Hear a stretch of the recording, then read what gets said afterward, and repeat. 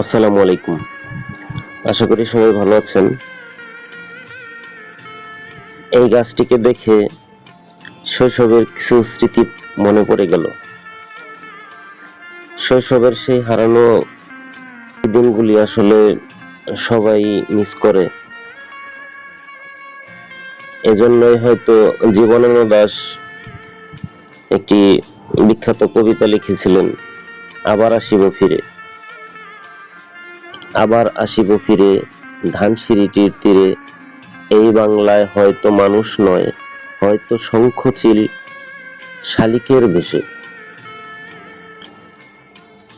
আসলে আমরা অনেকেই ব্যস্ততার ভিড়ে হয়তোবা চলে যাচ্ছে দিন, কিন্তু একবার ভাবুন তো,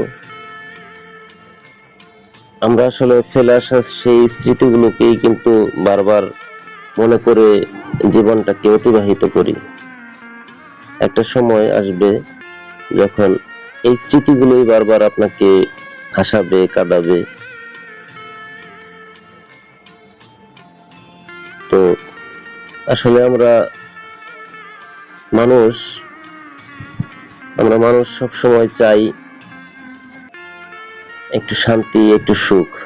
আর এই সুখ কিন্তু এই ছোটখাটো এই সমস্ত গাছপালা বা আমাদের যে শৈশবের স্মৃতিগুলো, এই যে সুন্দর প্রকৃতি, এইগুলো দিয়েই আমরা আসলে শান্তি পাই।